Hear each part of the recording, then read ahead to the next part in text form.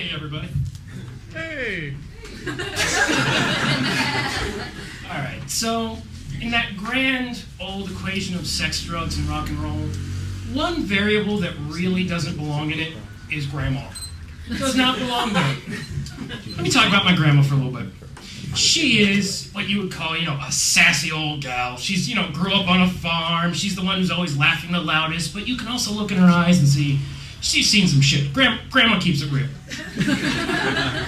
Grandma's the person who taught me to play poker when I was 5 years old. And then 2 minutes later, looks at me and goes, "I love you, honey," throws down 4 aces, and teaches me another lesson.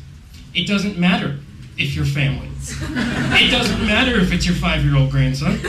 When you're gambling, you play to win.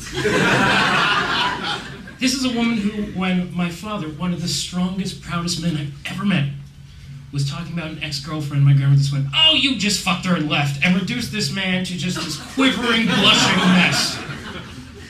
Grandma keeps it real.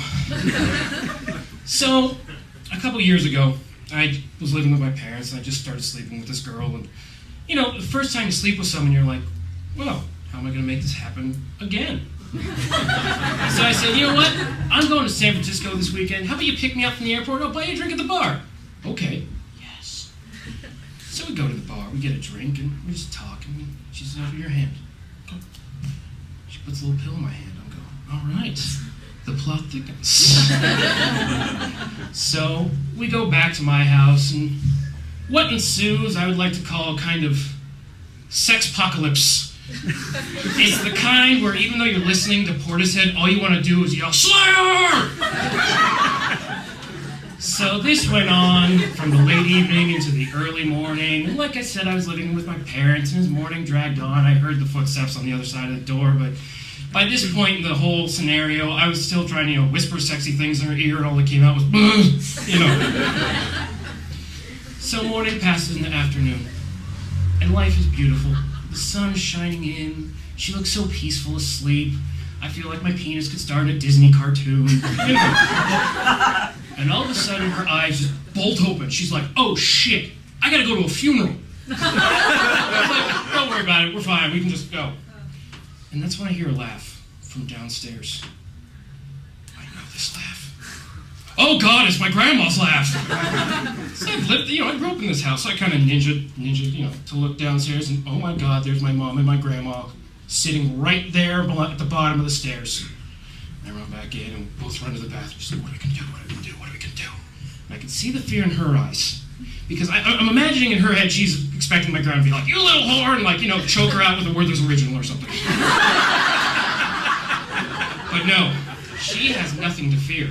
I'm the only one who has to fear because of something known as the grandma burn. My grandma is the Viet Cong of giving people shit. She's patient, slow, you never see it coming, and then BAM! You're down. So I look down at her, and there's no balcony we can jump off of. We're on the second floor. I'm like, we just gotta do this.